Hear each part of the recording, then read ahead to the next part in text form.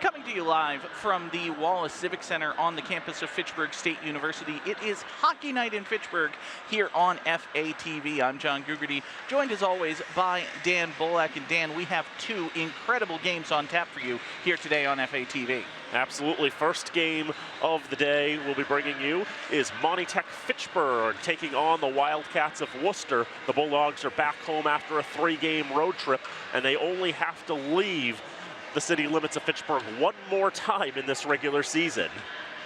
So they're going to have a lot of games here at the Civic Center coming down the stretch. Bulldogs come in off of a 5-0 victory their last time out this past Monday against Northbridge. And as you said, Dan, only 2 road games the whole rest of the season for MT-FHS. One of those at St. Bernard's, and I say at in quotes because it's going to be here, and then one February 15th at East Hampton. Indeed. Meanwhile, on the other side, the Worcester Wildcats are 5-5 overall, 2-4 in the Russell Conference. They were 4-16 last year, so already an improvement on last year's numbers. Worcester is coming off a 5-1 loss to city counterpart St. Paul. Ty Cully had the lone goal for the Wildcats in that one. Jack Holman and Jason Fuller had the assist. Joey Fisher made 30 saves, but the Wildcats were outshot 35-16. You see head coach Noah Saracen of the Bulldogs, his second year as head coach of the MT-FHS side. We got a chance to speak with Coach Saracen a little bit before the game. He said one of the things he's learning this season in just his second year as the head man at MT-FHS is that record doesn't matter when it comes to opponents. Any game you play can be your toughest one. Absolutely, and that may have been also more in reference to a game last Saturday in which the Bulldogs took on the Chicopee Pacers. And Chicopee only 3-7-2 on the season, but Coach Saracen acknowledged was probably the worst game they'd played all year. Just didn't play the game they really wanted to, and they fell 4-2 to a team that they manhandled quite easily last year. That 4-2 loss wound up capping off what was a 3-game losing streak for the Bulldogs. And Dan, that's kind of been the order of the day for MT-FHS over the course of this season. It's been a 3-game losing streak, a 3-game winning streak, a 3-game losing streak. They just won their last game against Northbridge. I'm not saying the math demands that they win here, but, you know, it's a point. Yeah, I mean, that's how it's been going. They've been very streaky this year. They would love to get back to 500 against a Worcester team they played twice last year and won both meetings. Both of those games were right here at the Civic Center. This is the 3rd straight meeting between these two teams here in Fitchburg. Going back to that last game against Northbridge on Monday, we were able to get the scoring from Coach Saracen, and that was Kyle Jennerin had 2 goals in that contest. Ben Giannet had a goal and an assist. Tucker Watkins 3 assists. Dylan Grant had a goal and an assist in that one as well. Actually, he didn't have an assist, but he had a goal. And Charlie Colaro with an assist. Jackson Leader had 2 assists. Jordan Samet had a goal. Austin Haas had an assist. I mean, a lot of different players contributing to the score sheet. Northbridge is having a very down year this year. They are 0-12. Worcester plays Northbridge in the Russell Conference, and they actually put 11 on the Rams when they played them earlier this season. There aren't too many common opponents between them. Now this Worcester side, 5-5 coming in. They're 33rd in Division 4. MT-FHS coming in 30th, so relatively close in terms of the power ratings. One thing that Worcester's really had helping them out is they've had a couple of dynamic sophomores join the team this year, Ty Gully and Jack Coleman. Gully has 14 points on 6 goals and 8 assists. Coleman has 4 goals and 7 assists for 11 points. But another thing that's really helped the Wildcats is the very strong play of co-captain Joey Fisher. The senior in there between the pipes. Yep, the senior, 242 goals against, 925 save percentage. That's a very high save percentage in high school hockey. His season high in shots faced, 56 against Blackstone Valley Tech, who's a very solid Division III team. 7-4-2 this year are the Beavers. That was a 3-2 win for Blackstone Valley Tech, but could have been so much worse if not for the great play of Fisher making 53 saves in that contest. And really, Dan, that's been something that Worcester has relied on through a lot of this season. You mentioned Fisher with a 2.42 goals against average on the season, but that is having faced 321 shots, over 32 shots per game, which particularly in a game where you only have 15-minute periods, facing more than 30 shots per game is a very tall task for a high school goaltender. Yep. In comparison, for Monty Tech Fitchburg, they've played one additional game and have faced about 50 fewer shots on target. Worcester is giving up 32.2 shots per game, and if you normalize that to a 60-minute game, that's about 43 shots a game. That's quite a lot, but this Worcester team seems to play a style of bend and don't break. They're a team that is going to maybe kind of lay back a little bit, invite the pressure from Monty Tech Fitchburg, try to hit them on the counterattack, hit those breakaways. We were talking, I mentioned, with Coach Noah Saracen, one thing that he's looking for from his team is more of what he called dirty goals, goals off the rebound, goals off deflections, that sort of thing. That's going to be very important, I think, against a Worcester side that wants to lay back a little bit more on the defensive end. Yeah, that does give up a lot of different shots. I think for Monty Tech Fitchburg, one of the things they want to take advantage of is they want to test Fisher a lot. They want to see how his rebound control is. They want to try to take advantage of those juicy rebounds and those grade A opportunities that can be created just by putting the puck on goal. This is a Worcester team that, if you take out the 9 shots they conceded against Northbridge, the lowest number of shots on goal they've conceded in a 45-minute game is 26. That's still kind of a lot for a 45-minute hockey game. It absolutely is. It's going to mean there are plenty of opportunities for Monty Tech Fitchburg, and they should be rewarded if they, a lot of times players are coached, make the extra pass, try to find not just a shot, but the right shot. In this game, Dan, I think it's going to be more important for Monty Tech Fitchburg, just get that volume in there. Pepper the puck toward the net, try to take advantage again of rebounds and deflections. That, I think, is where Monty Tech Fitchburg is going to find goals. Yep. And on that 3-game losing streak that they were on, losing to Greenfield, Hudson, and Chicopee. Of course, Greenfield and Hudson are very good teams. Chicopee is Chicopee, but they'd only scored 4 goals across those 3 games. You kind of get it against Greenfield. You kind of get it against Hudson. The Chicopee game, I know they feel they should have done a lot better at in that regard. Tried to get the offense up. We mentioned 5 goals against Northbridge. This Worcester side, though, scored 11 against that same team. That Northbridge team has scored 10 and conceded 90 this year, just to show how tough it is. I know I'm harping on that particular game as a common opponent, but there aren't too many common opponents between these teams. Worcester's played Hudson. They lost 3-1 to them, while Monty Tech Fitchburg lost 4-1. And then Lunenburg Ayer Shirley's another common opponent. 7-4, we had that game back on December the 27th, Monty Tech Fitchburg against LAS. Meanwhile, on the other side, it was a much lower event game, a 2-1 game that was played literally 3 days later. I think this is going to be a very interesting, very intriguing matchup for this Worcester team. They've got some solid veterans. They've got a great goaltender in Fisher. And just seeing those 2 sophomores in Gully and Coleman, I mentioned I saw this team twice last year. They didn't have those players on the roster then. So it's going to be interesting to see how much more they add to the Wildcat side. Meanwhile, for Monty Tech Fitchburg, just looking to get some more goals, from those strong players like your Kyle Gendron and your Tucker Watkins, like your Ben Giannet. Yeah, you mentioned Gendron and Watkins tied for the team lead now, 17 points each on the season. Gendron again had 2 goals in the Bulldogs' last game, that 5-0 win back on Monday against Northbridge. Watkins had 3 assists. So this is going to be a very, very interesting matchup. The teams huddle at their respective nets. Now, what's going to be a little interesting today is the tried, true, and trusted Jim LaPointe is not here today, and the national anthem is going to start. Was just about to start while I was still talking. So we're not going to have starting lineups. We can tell you who the starters are after the national anthem. So don't go away. This is Hockey Night in Fitchburg right here on FATV.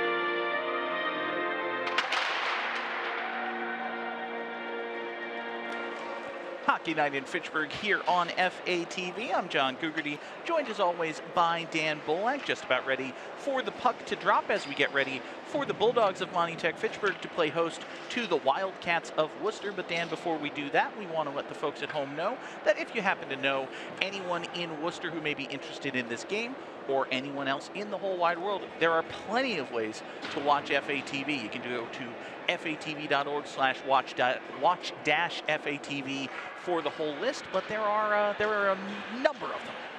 Absolutely. You can watch, of course, on cable. Maybe you already are, but also on the Android App Store, the Google Play Store. Actually, it's the Apple App Store, isn't it? It's in both of those. The Apple App Store, the Google Play Store. Yep.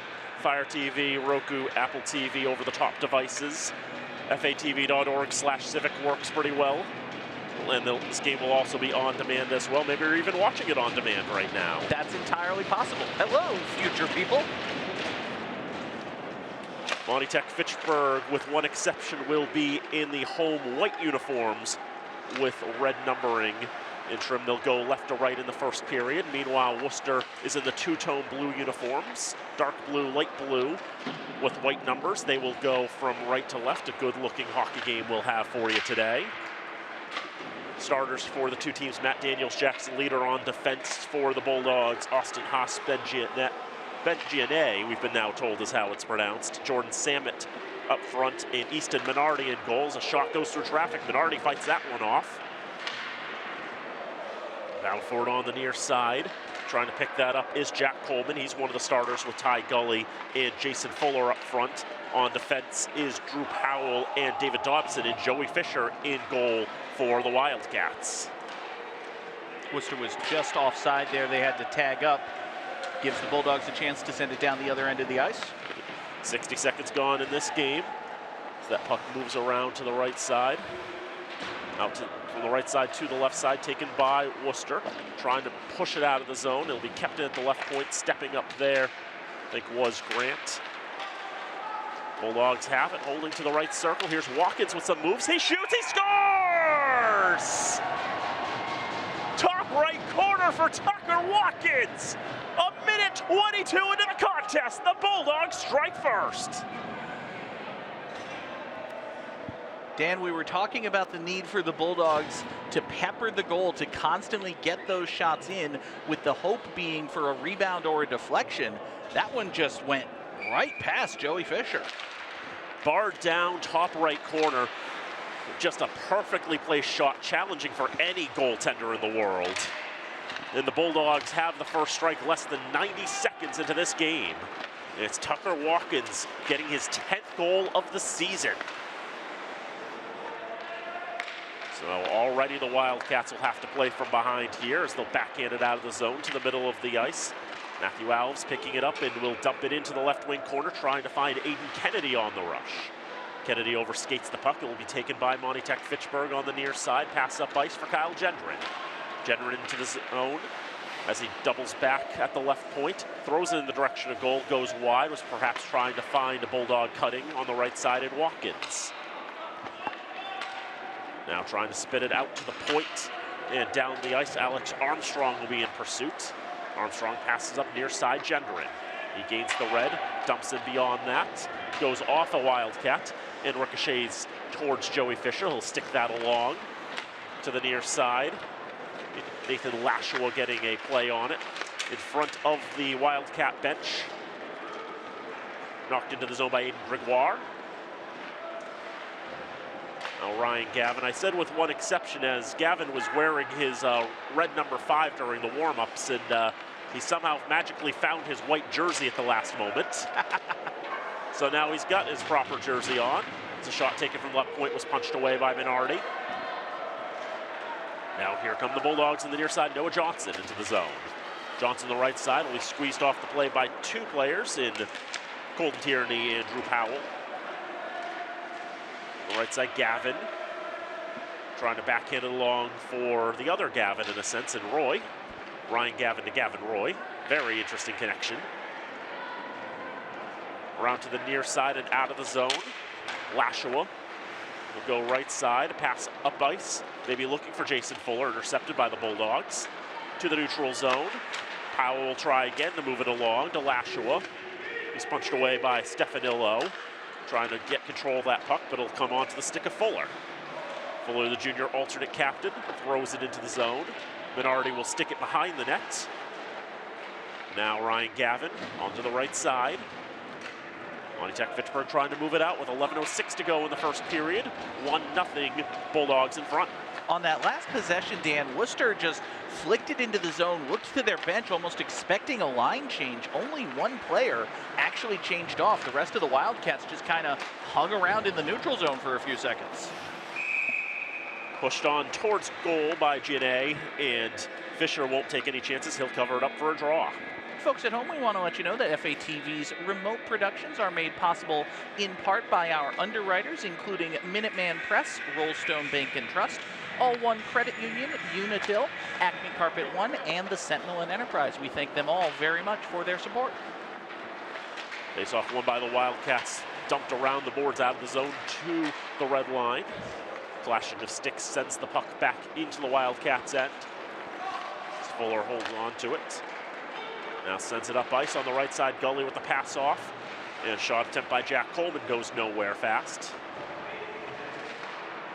Dug out on the near side. Jordan Samet out of the zone. Off the stick of Colton Tierney. And now on the rust, here's Austin Haas with a shot. That's patted aside by Fisher. Out of the zone, it comes back the other way. Here's Gully. He's got 6 goals on the season. He's the team leader for the Wildcats. His shot is gloved by Easton Minardi. First time today that Minardi's really been tested. Dan, he was able to just snatch that one out of the air with the glove. Didn't make it look too difficult. You'll notice both these goaltenders today wearing the captain's patch on their side. Worcester's got 2 listed captains in Joey Fisher and Nathan Lashua, and 3 actually, David Dobson as well.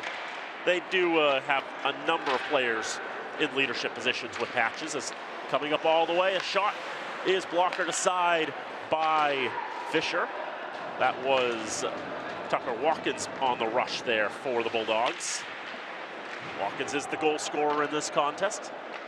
Now the first 2 double-digit goals on the season for the Bulldogs. Gendron trying to receive that pass from Watkins, had trouble corralling it. Here's Charlie Colaro into the zone. On the right side, his shot is just redirected wide by Fisher.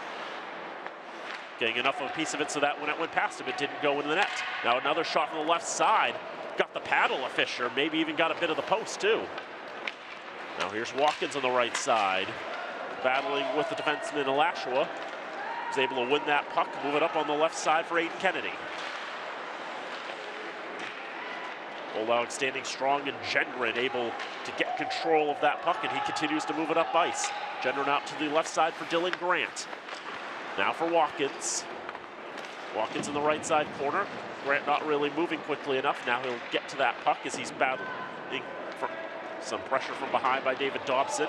That one flipped over the stick of Gavin. A shrewd play there by the Wildcats moving it up ice. That was Jackson Tierney, sophomore forward.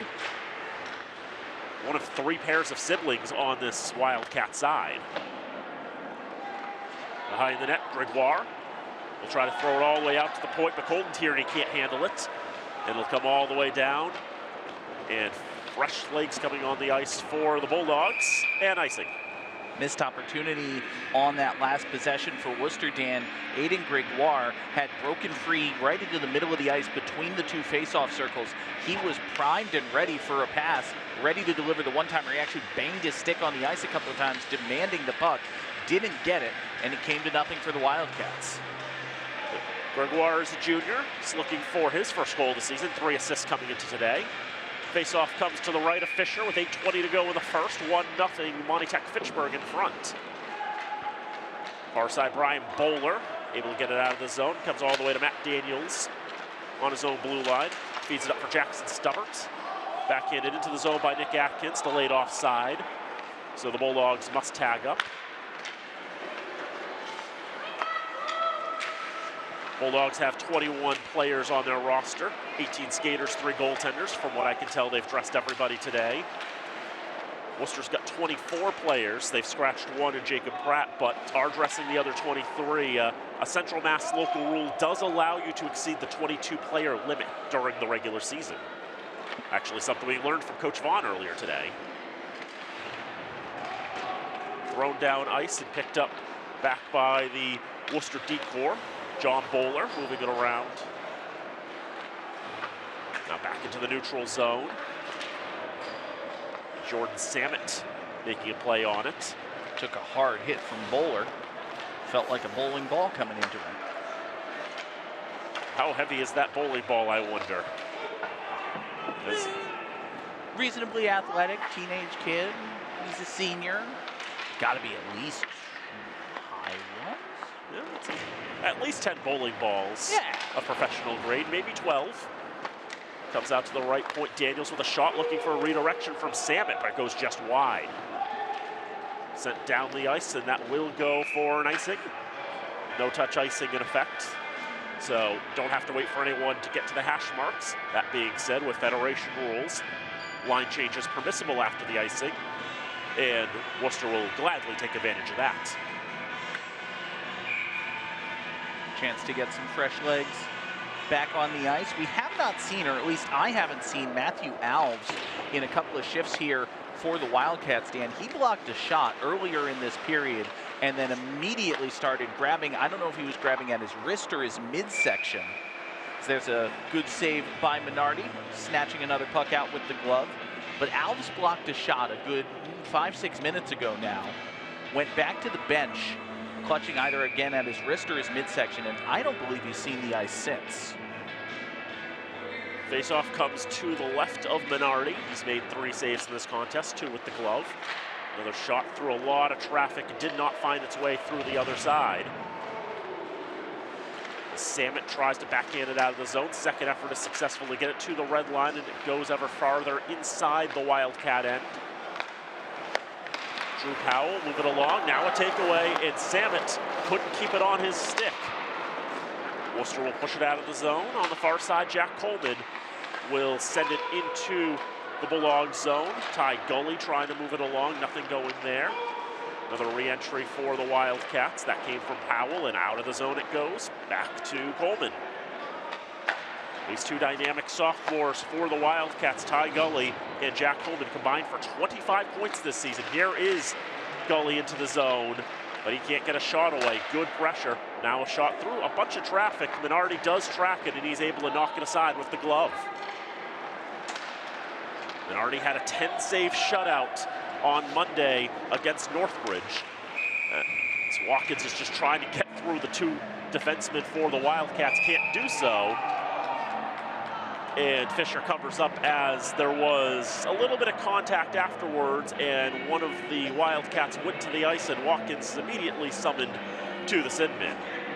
Yeah, Watkins and Fuller, you mentioned it, Dan, they were getting tied up with each other as they were, as that play was coming to an end. Fuller doesn't think he should be serving any time, but Watkins delivered the hit. Fuller, in the referee's view, went down a little easily for it. And I think they will both spend some time in their rooms thinking about what they've done. Let's take a look at it again. This is after the play. I don't know what Fuller did wrong there, honestly. I mean, Watkins whacks him in the chest with his stick. He loses momentum. He falls to the ice.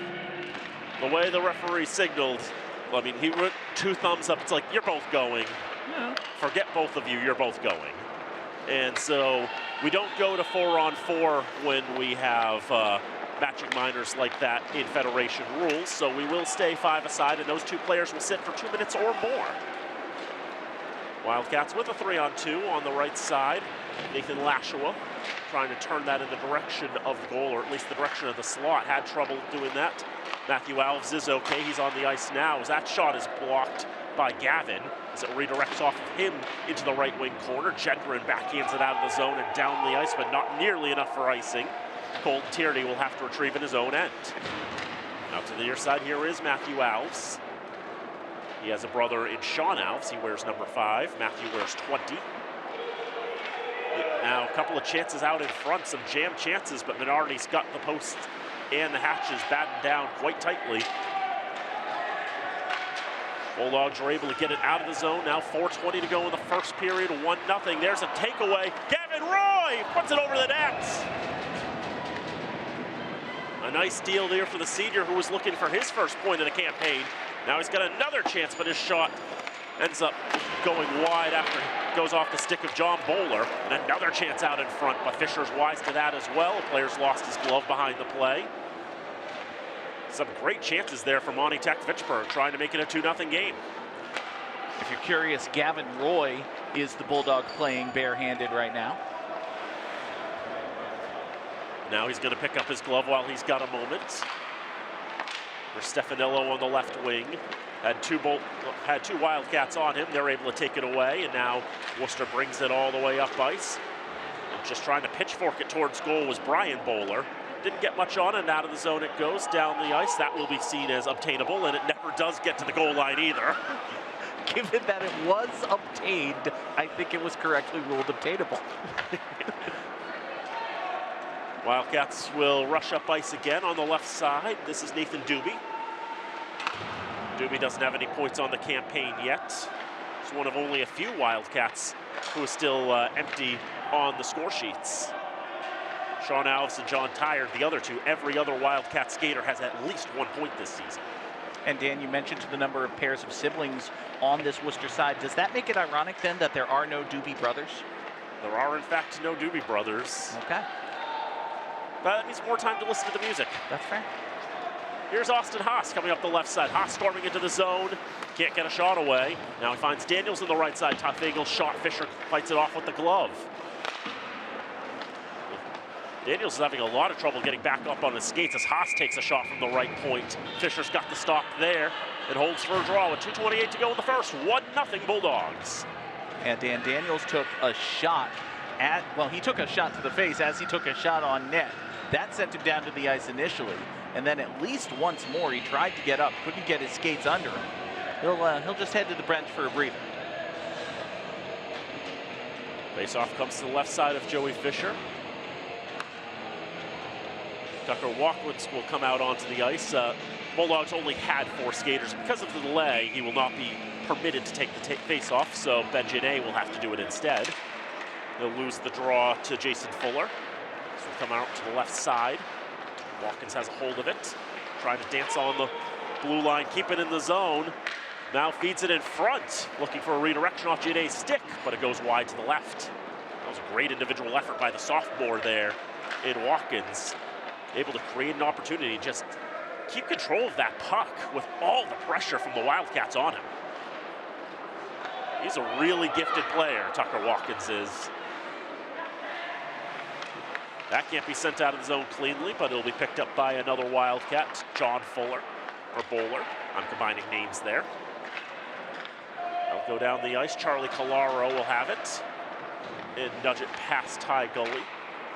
Move it along to Samet. Now on the near side. Here is Watkins. Tries the self-pass, succeeds at the self-pass. Will continue going. And he scores! Top left corner, Tucker Watkins! 2 beautiful goals, 2-0 Bulldogs!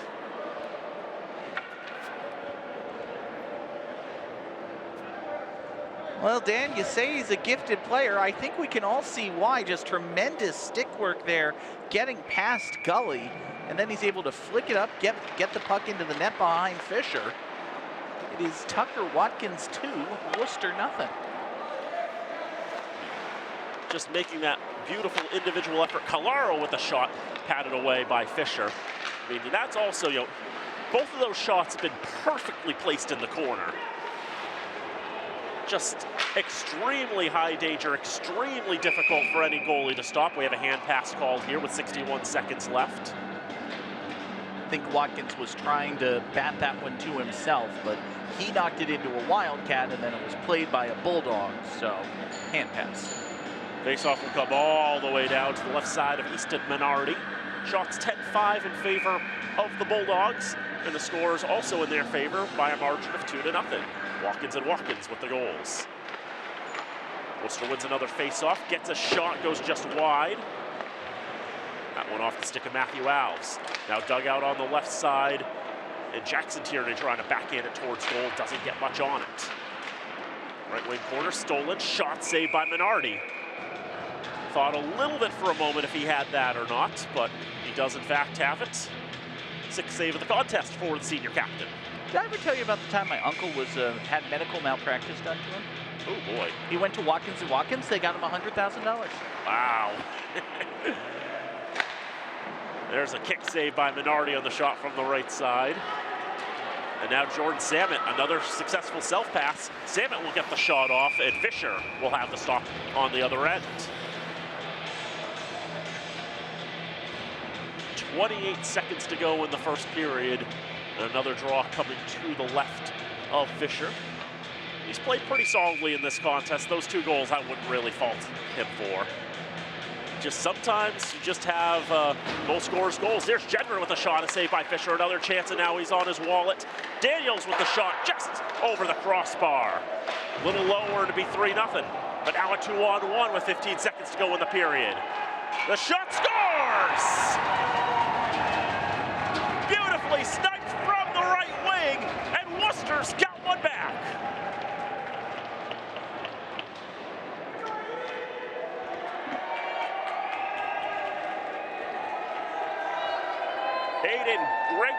Aiden Kennedy, excuse me, he's got the goal there. His 2nd of the season, beautifully sniped. And it's a 2-1 hockey game now. That's how Worcester's going to need to get their goals, Dan.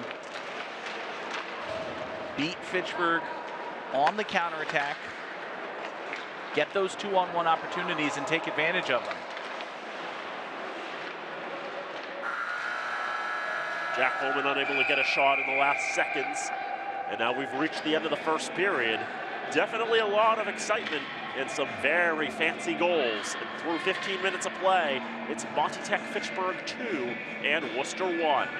And Dan, through the first 14 minutes and 45 seconds, I would say, of that first period, MT-FHS dominated.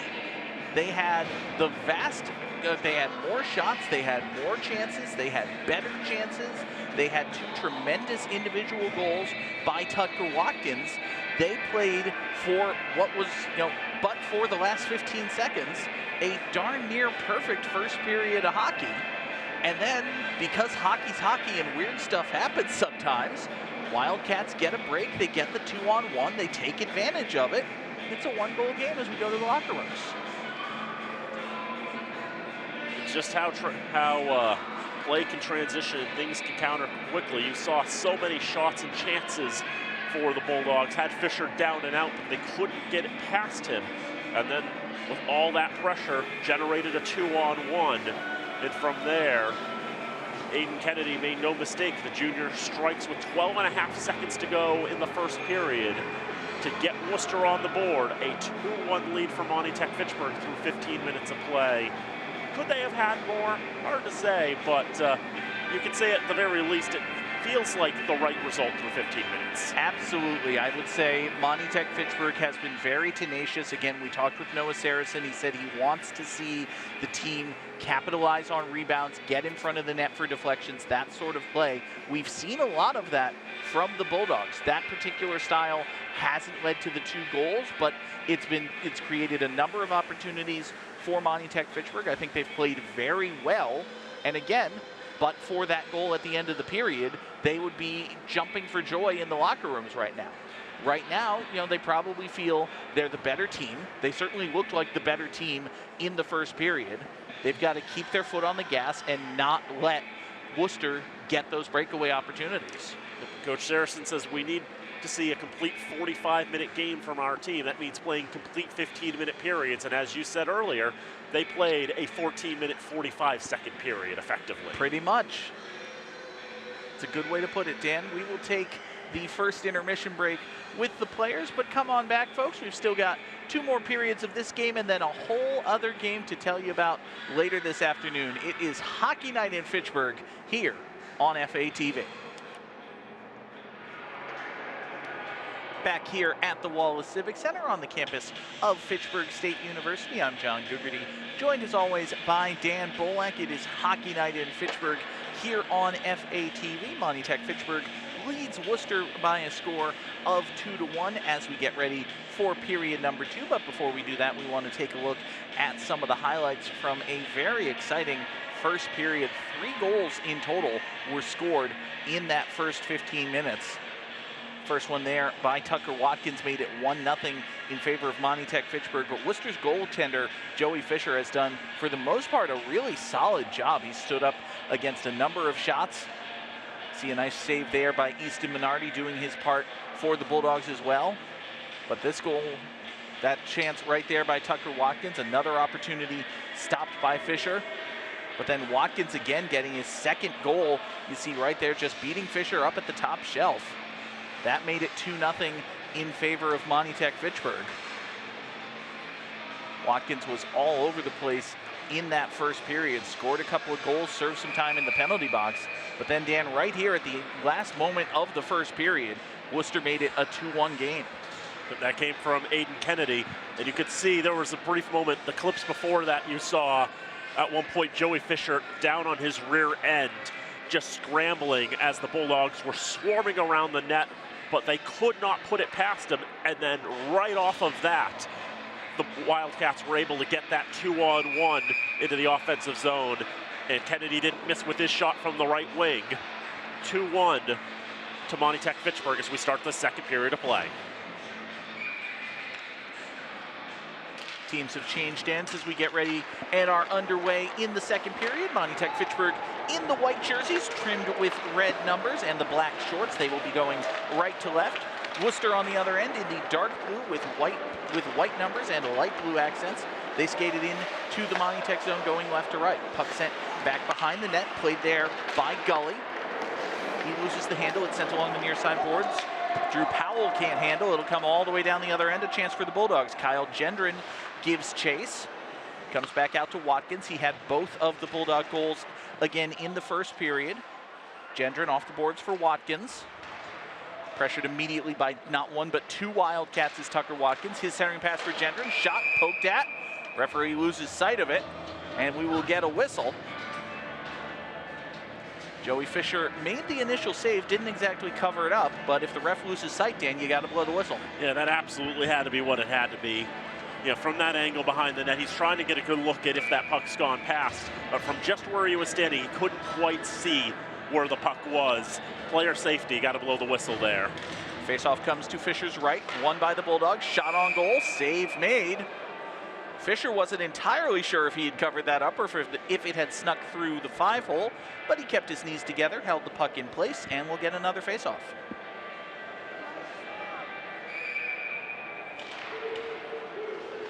Another shot off the faceoff, another save by Fisher. He thought he had covered up the rebound, but it was loose behind him.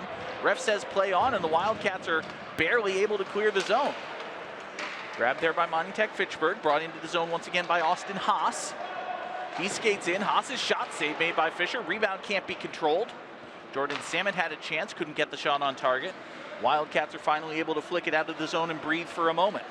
Already 3 shots on goal for Monty Tech Fitchburg in the opening minute. It feels like even more chances than that if you just put aside the ones that got cut down in front or just went a little bit wide. Daniels cross-ice pass eventually finds Haas. He'll skate it in behind the Wildcat net, tried to hand it for Watkins, not there. Haas now has it taken away from him, skated along the near side boards and poked out of the zone by Aiden Kennedy.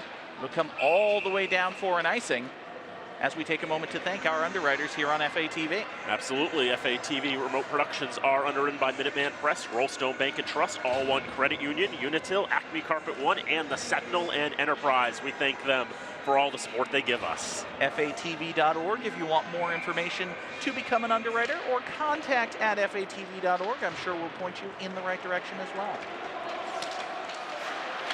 Along the near side boards, battled for by Charlie Collaro. He's got a couple Wildcats on him, including Brian Bowler.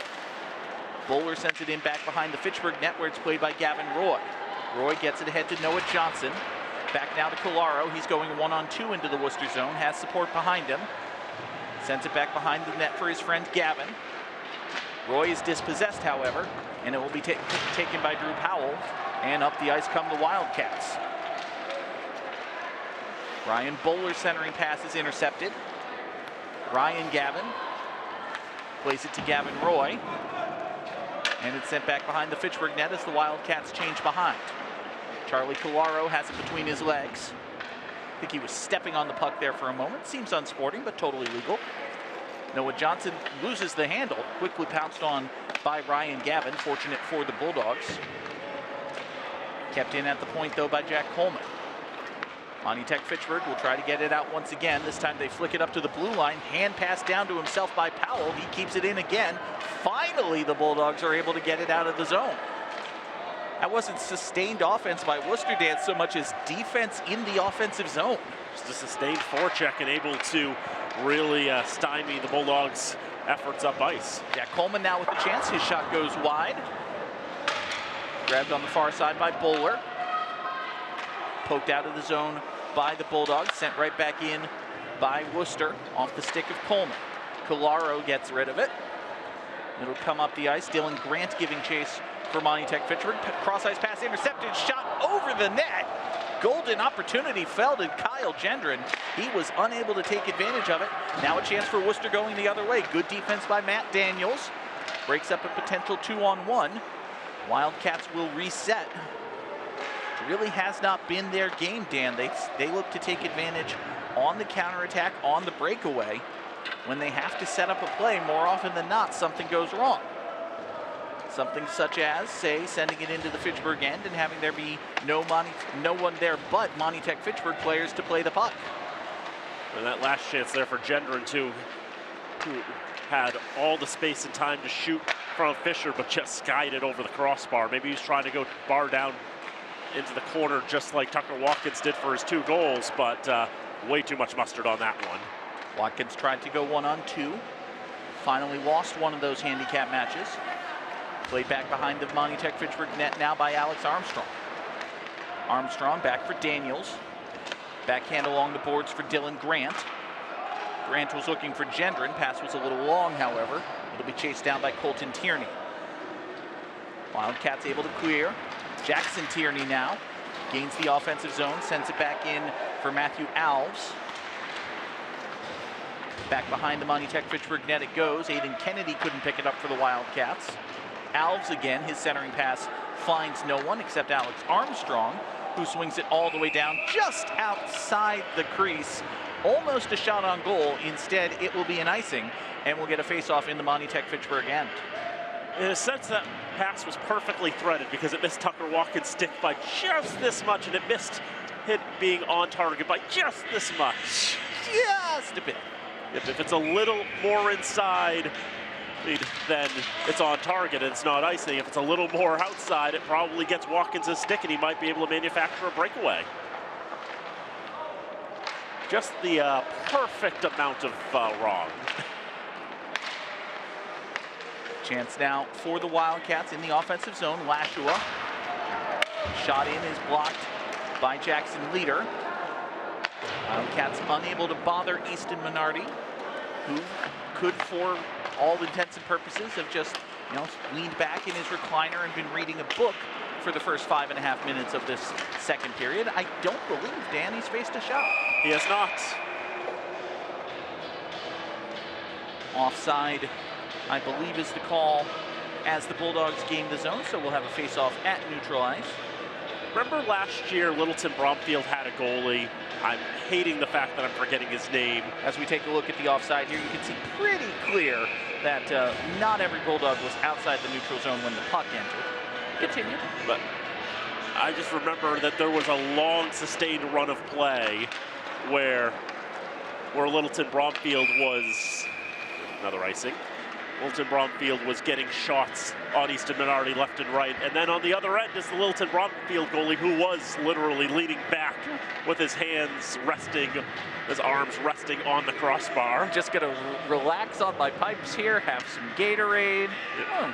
Interesting hockey happening way the heck down there. Yeah, that was Charles Becker. He was a fun goalie to watch. Shame he's graduated now. Face-off comes to the left side of Fisher after the icing committed by the Wildcats. They're content to swing the puck all the way down out of the zone, and what do you know, it'll be a face-off in the Worcester end after icing. put any more icing on this donut here, and it's just going to be way too heavy to eat. I mean, is there such a thing as too much icing? I guess if you can't lift the donut.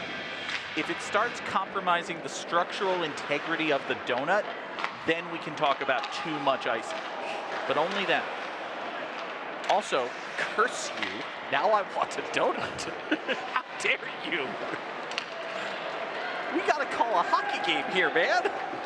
Jason Fuller gains the zone. His shot is steered away by Minardi. First time he's had to do anything this period. Back behind the Monty Tech Fitchburg net, chase given by Jack Coleman. Comes out to Powell. Coleman again, his shot steered away by Minardi once again. Took a deflection coming in, but Minardi still had to deal with it. Charlie Collaro now for the Bulldogs is able to get rid of it. His pass intercepted by Gully.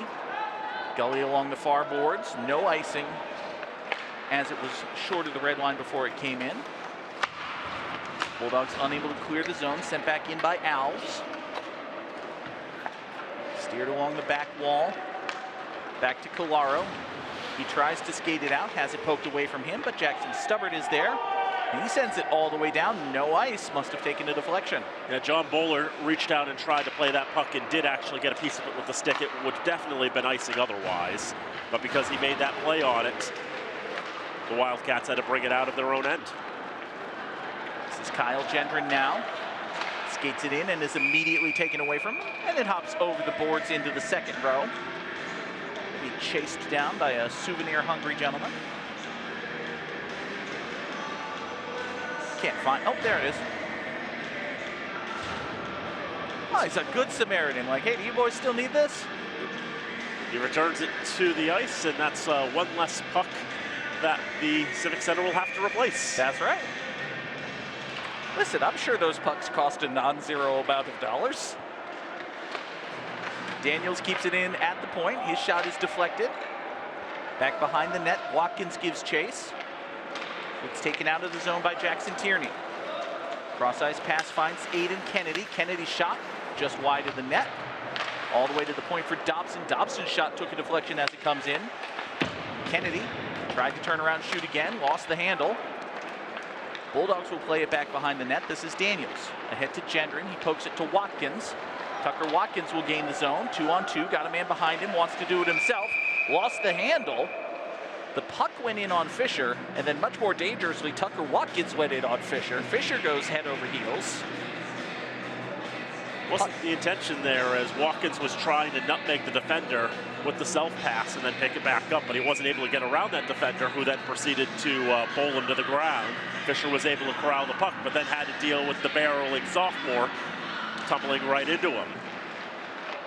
Gendron tried to crash in off the face-off, couldn't get the puck though. Comes back out to Daniels. He finds Jordan Samet. Actually, that's Jackson Leader, my apologies. Gets it into the blue line, but the Bulldogs are unable to do anything else. Leader will send it back in for Gendron. Gendron loses the handle. Daniels pokes it away. Good job on the defense by him. Matt Daniels has been steady at the blue line, short-circuiting a number of opportunities for the Wildcats in this second period. Gendron loses the handle again, sent in by Gregoire. Back behind the net for Leader. He'll send it the other way for Daniels. 6:10 to play here in the second period. Shots on goal 15-9 in favor of the Bulldogs. Dangerous pass by Leader. Daniels is on all fours as he tries to handle the defense. Centering pass, shot, save made by Minardi. Scrum in front of it. I think the puck was literally thrown away from the ice. But a chance now for Monty Tech Fitchburg. 3-on-1 if they hurry. Take the shot himself. Save made by Fisher. Rebound pops up. It's over the line and in the net. That is a goal.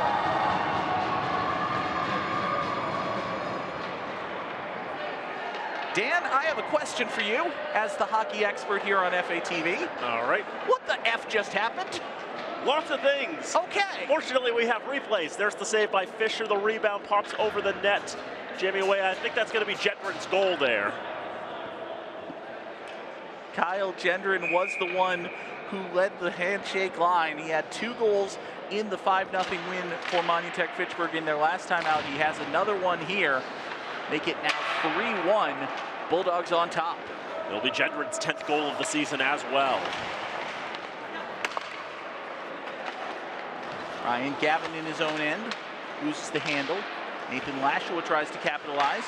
Back out to the point, shot takes a deflection as he comes in. Gavin loses the handle, Minardi has to help him out. Gavin's able to send it along the near boards for GNA. GNA gets it ahead to Austin Haas. Haas going 1-on-2, cause shrug, why not? Austin Haas backhanded, he gets a goal! Austin Haas sees 3 Wildcats and a goaltender in front of him, takes a look at it, says, all right, bet, and he gets a goal for his troubles. Look at this individual effort, splits the 2 defensemen, cuts across, and Fisher just can't get there quickly enough. It squeaks past him. Austin Haas has his 3rd goal of the season. The senior from Ashby has made it 4-1. 2 goals in 34 seconds for the Bulldogs. Played not quite 2 periods of hockey. In both of those periods, the Bulldogs have looked like the better team. They've put 2 goals on the board, and there's still just under 5 minutes left in this one. Chance for MT-FHS to extend the lead. Worcester, however, would like to answer. As they keep the puck in the zone. Chase given there by Ty Gully. Gully sends Ryan Gavin to the ground in an effort to regain the puck. Can't do it, however. Gavin finds GNA. GNA's cross-ice pass is able to get out of the zone. Samet gives chase. Back to Austin Haas. Haas in a pitched battle on the far boards right at the red line with Jason Fuller. Finally, they battle to basically a draw. Now a great individual effort by Jack Coleman. His shot save made by Minardi. Coleman, Dan, took that puck right off the stick of a Bulldog and was able to get a really good scoring opportunity out of him. He was, and Coleman's had a few good chances in this contest, but I think both of his shots he's put well wide of the cage. And I want to just go back to that 3rd goal very quickly, too, which was, I think, just like Worcester's goal came out of transition play. It was a 3-on-1 for the Bulldogs after they had got Minardi on his wallet, and really in the splits, too. Noah Saracen said he wanted to see more of those dirty goals. He wanted to see them get back to playing their game. Those were his words, and I think to this point, MT-FHS has done just that. Sent in by Noah Johnson. Unable to maintain possession is Stefanillo. Chance now for the Wildcats going the other way. Quick little 2-on-1 for them. Coleman trying to find Fuller, unable to capitalize. Nothing comes of it. Coleman will try again. His centering pass. Well defended there by Johnson. Bulldogs are able to clear the zone. Grabbed at the red line by Coleman. He goes 1-on-5. He's taking on every skater on the ice. Delayed penalty coming. Going 1v5 against the Bulldogs, he was able to get one of them to foul. It is a hook called against the Bulldogs, and Gavin Roy will serve. I'll also go back a little quickly here as they've got the penalty on the board, and we changed that rule 6 years ago. It's 2 minutes on the clock, not 90 seconds.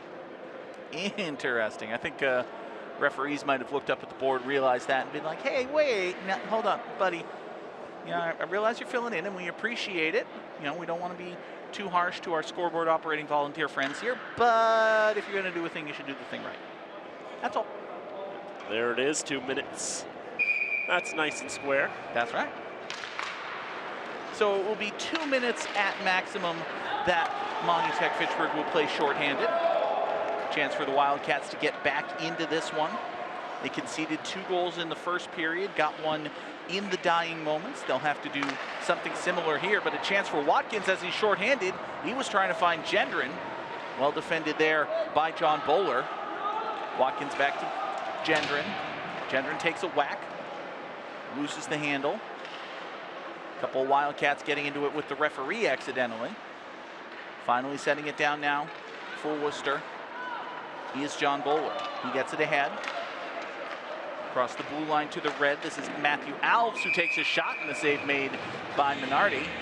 43 seconds gone on the man advantage, 1:17 left. Worcester finally got one shot on it. It's been a little while too. They've had a couple of chances here and there, but only 4 shots on goal for the Wildcats in the second period. Monty Tech Fitchburg, on the other hand, has 8. Faceoff comes to the right side of Minardi. Swing and a miss by Daniels as he tries to clear it. Fuller. Look for the centering pass, can't find it. Comes back out to Coleman. He takes a shot, goes wide. And it's put in the back of the net by Jason Fuller off the back boards. Coleman's shot went wide of the net. Minardi didn't know where it went. It hit Dan right off the Zamboni door, came to the stick of Jason Fuller, and he was able to make it a 4-2 game. We'll take another look. Sometimes there are shooters who shoot intentionally wide, but they shoot with the pace to know that they can see the puck ricochet strongly off the backboards. In that particular case, Fuller was able to see that puck bounce off the boards, and he was able to get right on top of that, effectively one-time it, as if it were just a pass and not a shot attempt. And it's a power play goal. And it's another goal! Right there, Jack Coleman. Worcester kept that line on the ice. It was Coleman and Fuller. See, Coleman just reaches out for the loose puck, puts it over the right shoulder of Minardi. All of a sudden, Dan, within 15 seconds, this has gone from a 4-1 game where Monty Tech Fitchburg is cruising to a 4-3 affair where Worcester is hanging on. It was 2 goals in 9 seconds. And I'd mentioned those first 2 shots missed the mark. That third one there did not miss the mark from Coleman. Just put it bar down just like he would have liked. And you heard the whistle immediately after the goal. That was because there was some rough and tumble stuff in the immediate aftermath that has resulted in another pair of matching minors, and Fuller's in the box for the second time today. So Fuller will spend some time there. Another shot goes wide of Minardi. On the near side boards, Johnson battling with Tierney. Comes back out for Kennedy. He tried to hit Alves. Alves couldn't quite capitalize. Very dangerous there for Worcester as they look to tie this game up before we go to the locker rooms. The far point grabbed by Watkins. Tucker Watkins has 2 goals already today. Skates in, sends it back behind the net. Out to the point, shot is blocked. Picked off by Powell before it could get to Fisher. Drew Powell will do it himself, gains the blue line, sends it in on Minardi. And Easton Minardi makes the save. Kind of wonder, with the 3-goal lead and then the penalty conceded by the Bulldogs, there might have been a thought in their head, maybe they were getting a little too comfortable, and Worcester saying, time for the pointed stick. 2 goals in 9 seconds will change the fortunes a little bit. 7 goals in the first 2 periods of this contest, but the Bulldogs continue to hold on to a 4-3 lead. Faceoff comes to the left side of Minardi, a little 11-on-11 action as Nathan Doobie battles Austin Haas. Doobie centering pass for Coleman is blocked. Colaro has it taken off his stick. Now Haas can't get rid of it. Shot saved by Minardi, not much velocity on that effort by Powell. Monty Tech Fitchburg finally able to get out of the zone. Now a chance for Austin Haas. He's 1-on-3. That's already worked out for him once today, but this time he'll wait for some opportunities. Centering pass. Trying to knock it in off the deflection was Samet, couldn't capitalize. Now a chance for Worcester going the other end. Jack Coleman once again. He just had the last goal, made it 4-3. Under 30 seconds to play here in this second period. Colton Tierney sends it into the point, battling with Colaro. Charlie Colaro just trying to get a little bit of breathing room, maybe kill off these last 12 seconds or so of this period, but he has it taken away from him, finally able to get rid of it. Will battle in the neutral zone. Maybe a chance for Haas in the dying moments. His shot goes wide, and that will send us to the locker rooms. Dan, stop me if you've heard this before, but Fitchburg Monty Tech, or Monty Tech Fitchburg, one day I'll stop doing that. Monty Tech Fitchburg dominated that period, looked the much better team, scored 2 goals, appeared to have the game well in hand, and then the S hit the fan, and Worcester made it a 1-goal game right before we went to intermission. Does that sound familiar? A little bit. Okay. Only with the bonus goal this time. And you know, for a period that looked like it was more Monty Tech Fitchburg's than it was for Worcester, shots in that second period were 9 apiece. And the goals in that period were 2 apiece. Very, very interesting second period. Goals by Kyle Gendron and Austin Haas. Gendron, the beneficiary of a whole lot of helter-skelter in the paint, and then Haas with another brilliant individual effort. Meanwhile, for Worcester, a shot off the backboards, one timed in by Jason Fuller to get 1 goal back, and then 9 seconds later, Jack Coleman shows what he can do. The sophomore first-year Wildcat cuts the deficit to 1, and that really energized Worcester, because the last couple of minutes of that period, Worcester truly looked like the better team. Absolutely. It was basically from the moment Coleman went 1-on-5 through the penalty, from that moment, everything changed for Worcester. They were able to get the power play goal, make it 4-2, get an immediate second goal, makes it 4-3. That's how quickly your fortunes can change. Even for a team, Dan, Monty Tech Fitchburg looks like the better team. They've played, if you ignore the goals and just look at the flow of play, I think Monty Tech Fitchburg has played much better, but it's just a 1-goal game because Worcester has capitalized on those opportunities. Those small little breakdowns, those small little slivers of opportunity that the Bulldogs have given the Wildcats, and Worcester has been making no mistake on those chances. They've taken advantage and they've made it a game, and now, you know, it's going to be a razor's edge 15 more minutes of regulation or just about anything can happen. These are two teams that are pretty much in the same spot overall. 5-6 Monty Tech Fitchburg against 5-5 Worcester. The Bulldogs 30th in Division 4, the Wildcats 33rd in Division 4. The numbers will tell you this is going to be an even game, and it's bearing fruit. We expected a close, entertaining game. We've had 7 goals in 30 minutes, and it's 4-3. I think that counts as a close, entertaining game. Folks, come on back for the third and maybe final period, who knows? But we will take the rest of the break with the players. It is Hockey Night in Fitchburg here on FATV.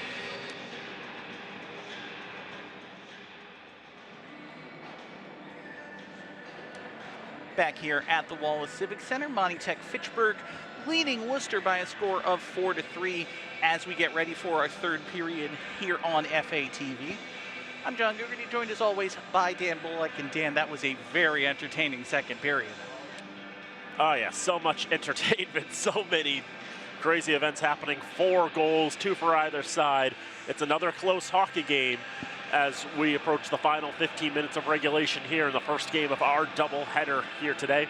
Let's have a look at some of the highlights from that second period, and there are a lot of highlights to bring you. Now, early on, both the teams were sort of feeling each other out. There's some chances. There's the first chance that they had on Fisher. Whistle blew as the official lost sight of the puck. One of the several face-offs and a shot straight off the face-off. That happened a couple of times in a row. In fact, here are the couple of times in a row that happened. Ben Giannet had 2 wonderful opportunities right off the face-off there. See Nick Atkins trying to feed a Bulldog, but instead found a Wildcat. There's Jason Fuller, who made the rush up, but Minardi was able to kick that aside. Tucker Watkins tried to nutmeg the defender in the end. He ended up being the one bowling into Fisher, not the puck. He would prefer something a little different on that one. A couple of chances there, but Minardi standing strong, doing the splits there. But this led to a transition moment where that's actually the 4th goal there, as that was Austin Haas cutting across. Shot whistling wide and out of play, but there's a shot that goes off the backboards. Jason Fuller pots the loose puck that comes off the ricochet. That made it a 4-2 hockey game, and this was 9 seconds later. A pure snipe job there from Jack Coleman made it 4-3. I know Todd Govan, who does the replay for us today, he was pretty happy getting as many of those action-packed moments into the thing. He was hoping he didn't miss a goal there. He did miss the the Kyle Gendron goal that made it 3-1, but we forgive him. That's good. It's good to have Todd back. It's always good when we get the opportunity to run the truck here at FATV. And I will say, for the folks at home, part of the reason, a big part of what makes us able to run the truck for events for such as hockey games here at the Civic Center is volunteers. So if you are at all interested in volunteering and being part of the crew here at FATV, in learning how we make this honestly professional quality production, Dan and myself aside, contact@fatv.org is the email address. All the information you need will be right there. Absolutely. Bulldogs go from left to right in this third period. The Wildcats go from right to left. It's off the board. Jackson Leader to Kyle Gendron. He turns around. Gendron was the one who served the matching minor with Jason Fuller in the box near the end of the second period. And so now Gendron is freed from the bin. So on the right side, Worcester continuing with the pressure. Shot shouldered away by Minardi. Another chance. No velocity on that. Gendron will have it. Skated up. Gendron with the speed, with the moves. Gets the shot off. Toe save by Joey Fisher. Puck out round to the left side. Jack Coleman got a touch on it. But now here come the Wildcats. Drew Powell gains the red and dumps in. All the way around to the right wing corner. Tucker Watkins, who had the first 2 goals for the Bulldogs today. The team leader with 11 goals on the season. Well, Kyle Gendron has got the 3rd goal right behind him with 10. Bit of discombobulation, a late long line change led to a temporary numbers advantage for Worcester. They get a shot off and Minardi makes the stop. Those quick little advantages, Dan, have been how Worcester has gotten most of their opportunities today. Whether it's a power play or just a loose puck that they're able to pounce on. They've been very opportunistic. Their chances can come out of nowhere. Perhaps 3-on-2 for the Bulldogs. Passing not where it needs to be. That's backhanded in the direction of goal by Aiden Kennedy. He has goal number 1 for Worcester in this contest. Austin Haas up the left side has Jordan Savage, shot, save, rebound, score! Benchiane on the rebound! Makes it 5-3 Bulldogs! We mentioned that GNA had a couple of opportunities off of faceoffs in the second period. This time, Dan, it's exactly what Noah Saracen was looking for when we spoke to him before the game. It's a goal off the rebound. You get the initial shot in, you jump on that loose puck, and you put it in the back of the net.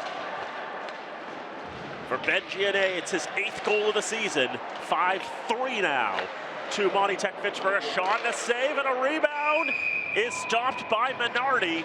That was a particularly dangerous rebound, but Worcester can't do a whole lot with it. They can get it back towards goal, but Minardi shuts the door. And I think you have to give the Bulldogs a lot of credit, Dan. Twice now, they've had big leads in a period. They've scored 2 quick goals and then conceded toward the end to make the game closer than it feels like it should be. And that can be dispiriting. That can cause a team to kind of lose their edge, lose their momentum. The Bulldogs have come out hot in this third period. They're having 5 goals on the board.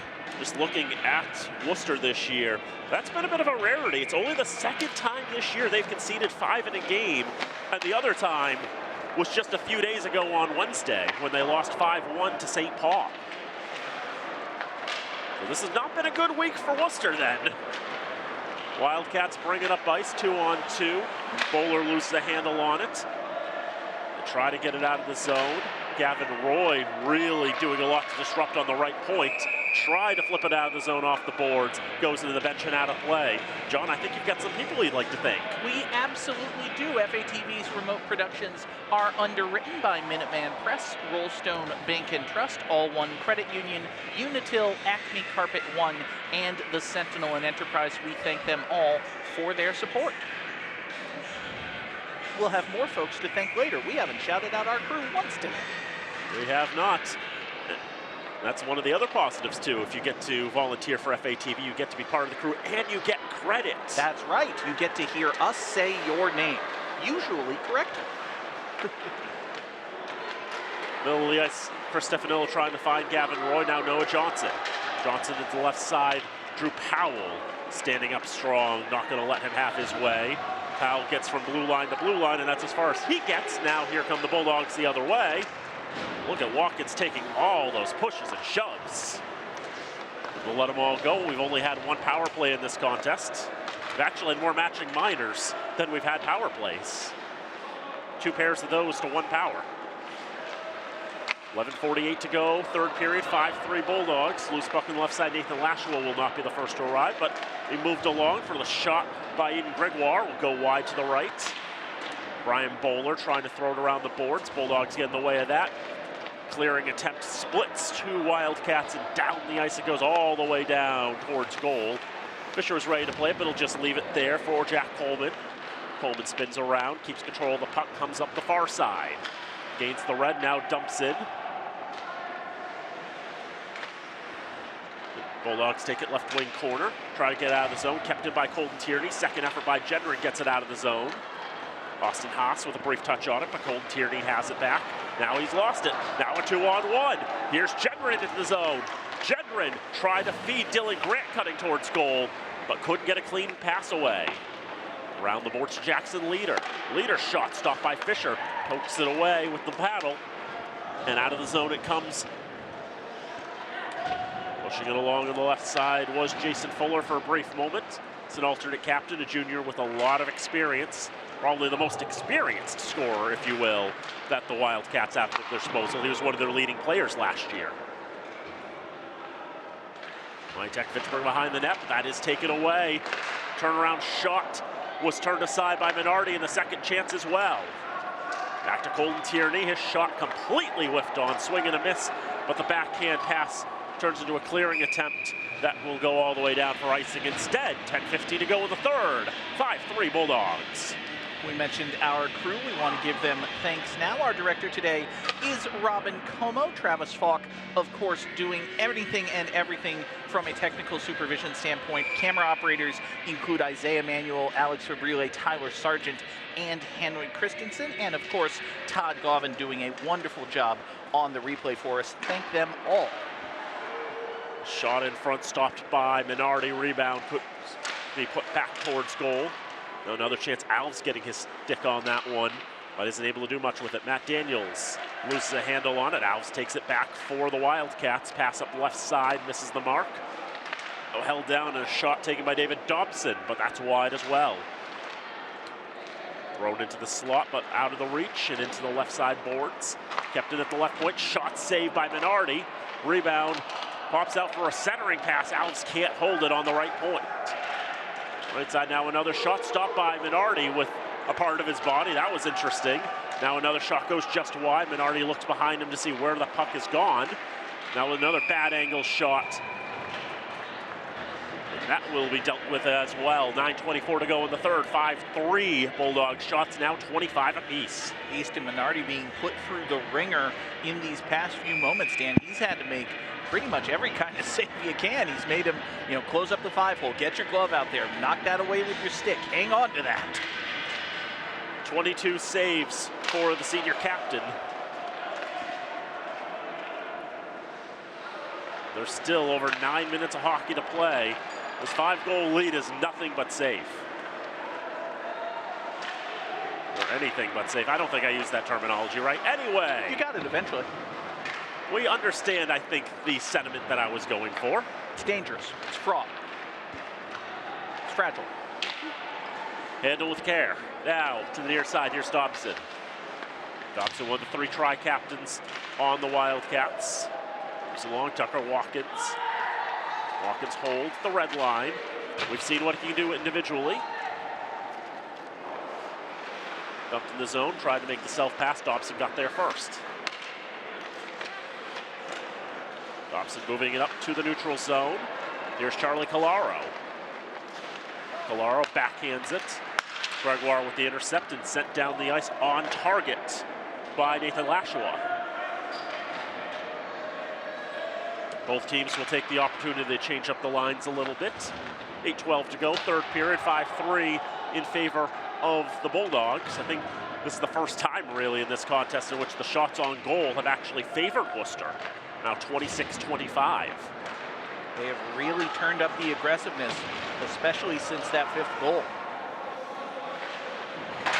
They've had their moments where they are well and truly sparked. It's a stretch pass turning into a potential 3-on-2 as the shot goes wide off the stick of Dobson. On the near side, Gully tries to keep it in the zone, can't do so. Now taken in the neutral zone by Noah Johnson. He'll dump it in. Dobson gets there first. Johnson will battle with him for the puck on the left side boards. Gavin Roy tries to join the fray. Drew Powell will have it behind the net. Powell to the near side as we pass the halfway mark of this 3rd period. Daniels intercepted, tried to get it to Johnson, but taken away instead on the right side is Fuller. Fuller rubbed into the boards by Jackson Leader. At the right wing corner, centering pass. Doesn't make its way cleanly. Originally on the save, a rebound! Oh, that didn't go! Minardi gave up a 1-foot rebound, and there were 2 Wildcats ready to pounce, and somehow that did not enter the net. Minardi, Dan, made the initial save and then looked to his right. He thought the puck had gone way out to the right, off the near side boards. It was right in front of him. He had no idea. I have no clue how Minardi was able to adjust, turn back, and reach out with the left hand to make the save. When I saw Worcester jump on that rebound, I was so certain it was going to be 5-4 at that moment. But it is not. Hand pass indicated here after a lot of jostling in the left wing corner. Let's have a look at the replay on that last exchange. So again, Minardi makes the initial save, looks to his right, then sprawls going full extension to deny Ty Gully.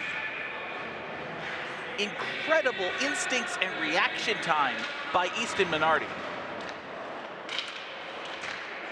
His 24th save of the contest is by far the biggest one.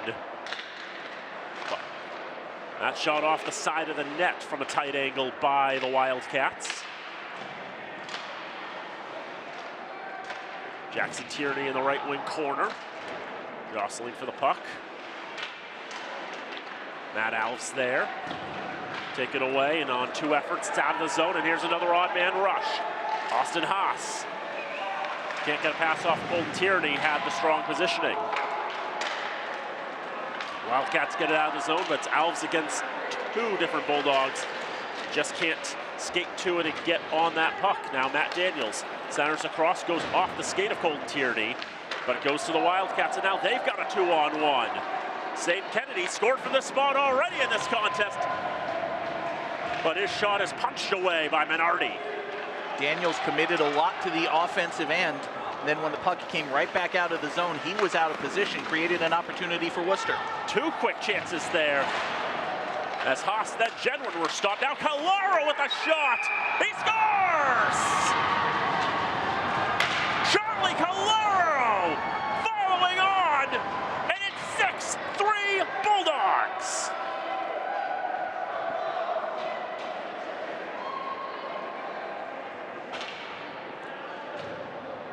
See, Dan, Joey Fisher just hangs his head after he concedes this.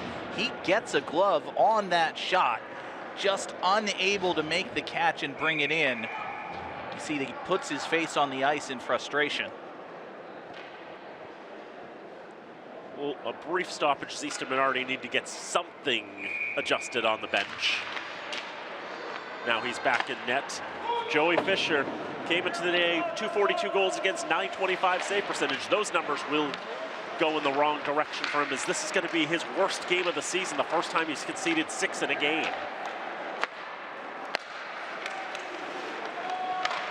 Now thrown in out in front, Dilly Grant trying to jam away, but Fisher's got that one held. You can see the frustration from Fisher. He slams his stick into the goal.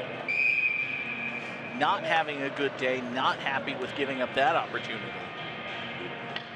I can tell you the frustration of getting so much of your body on that one, and we saw on the replay, he got a solid piece of it, but it still trickled past, and that is just frustrating for a goalie because you feel like you did everything you could to stop that puck.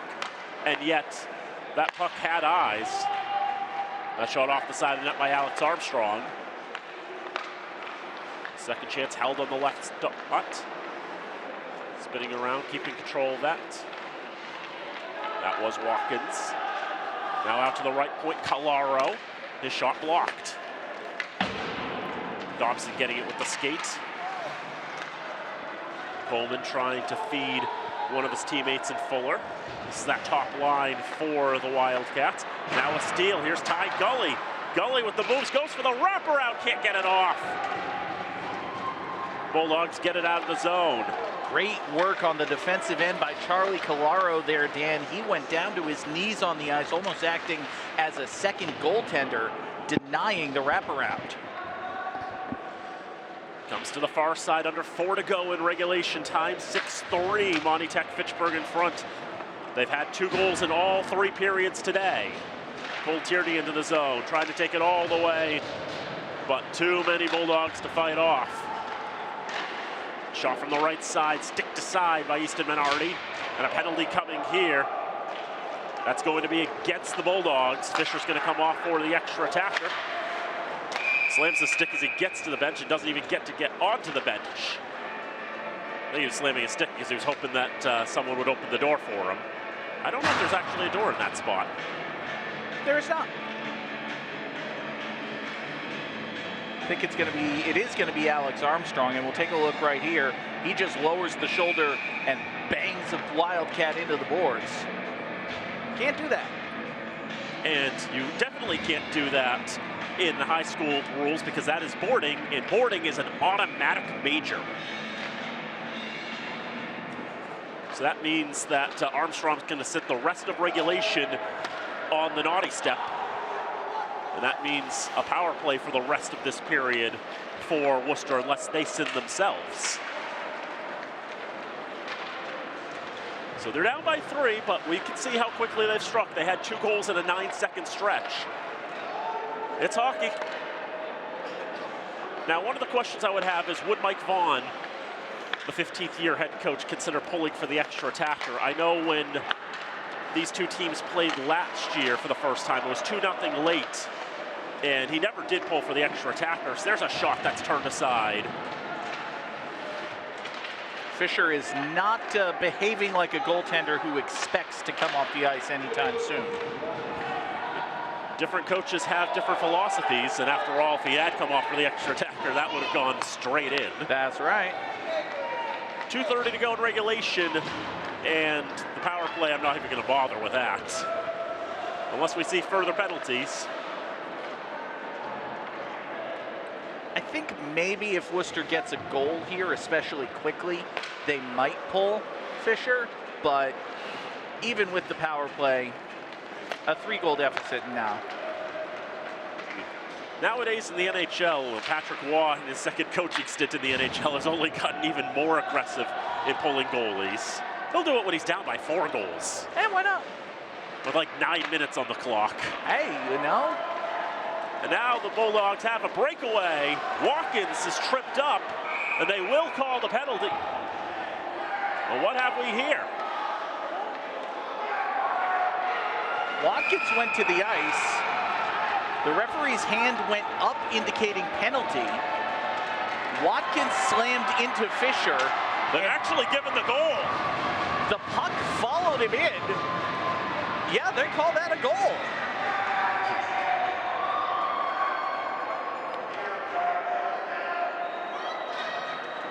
Tucker Watkins is not exactly celebrating. He is doubled over in pain on the Monty Tech-Fitchburg bench. Meanwhile, Jack Coleman is just left.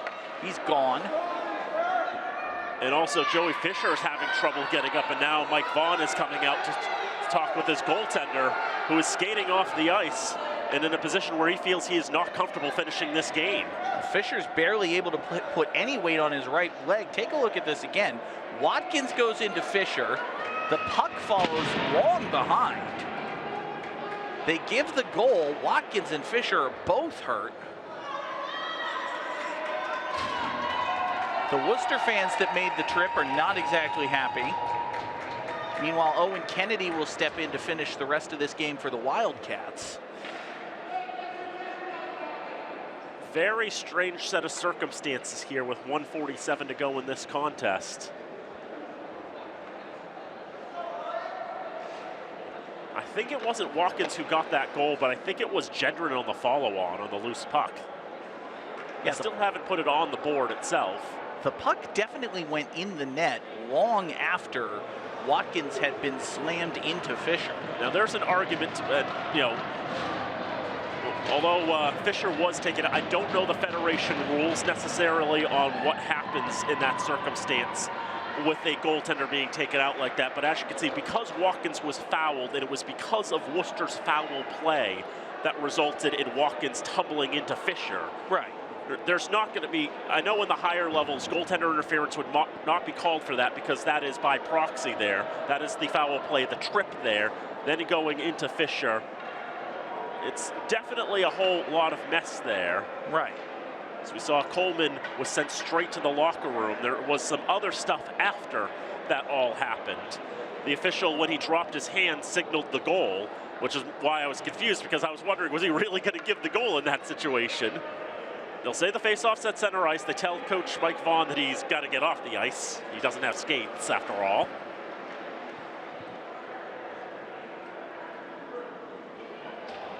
Yeah, Vaughn had come onto the ice to tend to Fisher and then just kind of hung around just outside the face-off circle at center ice for a while. He's now getting the explanation from our two referees, explaining all of the circumstances that took place. Now, they have put the penalty on the board. I think the penalty might have been wiped out if the goal had been given. It's possible they're choosing not to award the goal in this circumstance, which I can totally understand as well. I think it's the right call.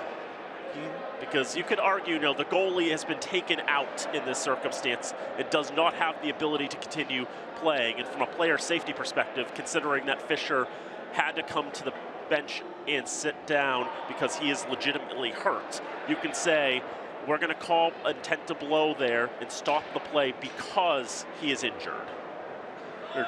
And we'll say, and we'll call it short there. Now they are planning on dropping the puck at center ice, which is not where it would go otherwise.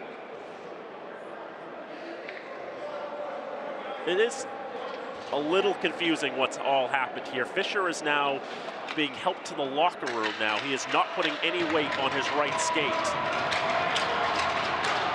It's obviously very tough to see for the senior netminder, who is one of the captains of this Worcester Wildcats side.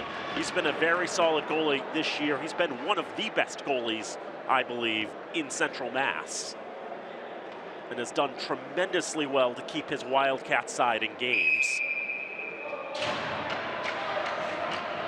There's actually going to be a penalty shot instead for Watkins. That was some nifty moves, and Kennedy stands strong. Welcome to the game, Owen Kennedy. Senior captain goaltender is hurt, and oh, by the way, first thing you have to do is stop a penalty shot. So the goal is not given. Instead, Watkins gets a penalty shot with a chance to complete a hat trick. And ultimately, Owen Kennedy, the sophomore goalkeeper, just his second appearance this season, comes into the game and makes a tremendous stop. But you can see that was a very interesting move by Watkins. He was trying to pull the Tomas Hertl fourth goal of the game move out. They will still charge the penalty that probably came after against Jack Coleman. And so John Ty skates over to serve, as I imagine they may have given him game misconduct in all of that to Mr. Coleman. So we'll play 4-on-4 for the foreseeable future. It is 6-3, and now a rush up. Here's Fuller. Fuller on the right circle. His centering pass finds a Bulldog instead of Ty Gully. Cole Tierney gets a shot off, and that's gloved by Minardi. So many twists and turns in this contest. 1:19 remains in it. 6-3 to Monty Tech Fitchburg. As we mentioned, this is just Kennedy's second game of the season. He played 3 minutes against LAS on the night before New Year's Eve. And in that 3-minute span, he did make one save.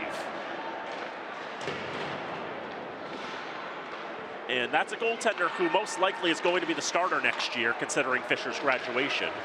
Look at the Monty Tech Fitchburg side. They have 3 goalies and they're all seniors, so Quinn Burns, who was listed as a goaltender on the roster last year, is most likely going to be the starter next year unless other goaltenders emerge or other things happen or other things have happened. Anyway, 50 seconds left in this game, 6-3. We're still playing 4-on-4 for the rest of regulation time. If hockey has taught us nothing else, it's that things can, do, and will happen. To steal a quote from the great Murray Walker when talking about Formula One, anything can happen, and it usually does. He's true. Not wrong. It's a great quote. 20 seconds left in the game. They'll move it along to Matt Daniels, back in his own end. Pass it up on the near side for Genrin. And they know there's no more reason to push it in, although Jason Fuller is still kind of angry with Tucker Watkins. Time will run out. It's a 6-3 win for the Monty Tech Fitchburg Bulldogs, who go back to 500 with the win.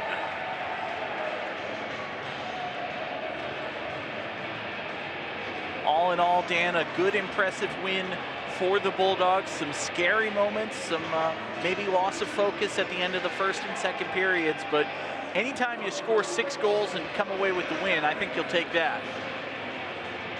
Get the maximum points for margin of victory as well. And it's a good win against a team you're battling for a Division IV playoff spot. The Monty Tech Fitchburg Bulldogs, they may have had their blemishes here and there, but they played a very solid game and take a 6-3 victory to get back to 500. They are now 6-6 in regular season play. The Wildcats fall to 5-6. 11 goals in the last 2 games for Monty Tech Fitchburg. 5 on Monday against Northbridge, 6 here tonight against Worcester. And for Worcester, we mentioned this was their worst defensive performance of the season. You hear another stick slam, a little more frustration from the Wildcats side, who to an extent may feel like this game may have slipped away from them. There's also some other stuff happening away. I think Nathan Doobie had some words to exchange with a couple of Bulldogs, and then David Dobson came over, shook the officials' hands. Other stuff happening. You know, there was a kind of a heated game, and for Worcester, you kind of hope that the injury to Joey Fisher is not severe and significant, because he's been such a good goaltender this year in his senior year, and you would hate to see something like that curtailed based on what's just, I mean, Tucker Watkins got tripped. He tumbled into Fisher, and they both ended up worse for wear out of it, but Fisher got the worst of it. Yeah, you certainly hope that Fisher is all right and he's able to return to play sooner rather than later for the Wildcats. He, again, Dan, has been just a tremendous part of their success this season, and if they're going to make a playoff push, we'll definitely, presumably, want to get him back on the ice. But the big thing, of course, is to just get him healthy, get him back, get him, you know, get him ready to go whenever that may be. Absolutely. So the Bulldogs are 6-6. Their next contest is on the 29th. That's going to be Wednesday night. They'll be hosting the Tigers of Littleton Bromfield, a 6:30 start here from the Wallace Civic Center. We'll have the coverage for you on that one, as well as the following game Saturday, February 1st, as they'll be taking on the Oakmont Spartans for a 4 o'clock puck drop. Meanwhile, Worcester will be back in action on the 29th and the 1st as well. They'll be taking on the Hawks of Hudson, 4 o'clock start. Hudson still hasn't lost, by the way, this season, 10-0-2. And then they'll get a Division I team in the Blue Bombardiers of Attleboro High School. That ought to be fun. Absolutely. That will conclude a 3-game road trip for the Wildcats before they're back home on February the 5th, back to Russell Conference play, as they'll be taking on Assabet. But again, a tremendous victory here today for the Bulldogs. 6-3 is the final score. One more time, we want to thank our crew, our director today, Robin Como. Travis Falk was our technical supervisor. Camera operators Isaiah Manuel, Alex Fabrile, Tyler Sargent, and Henry Christensen. And of course, Todd Govan with the replay. Folks, that is going to do it for this first game here on Hockey Night in Fitchburg. But stick around. There's more hockey to come here on FATV. Absolutely. Fitchburg State and UMass Dartmouth and MassCAC play. It's going to be a fun one. But for those who were just interested in Monty Tech Fitchburg versus Worcester, or who are watching on demand, hello again, future people. I'm John Gugarty for Dan Bolak saying we will see you next time right here on FATV.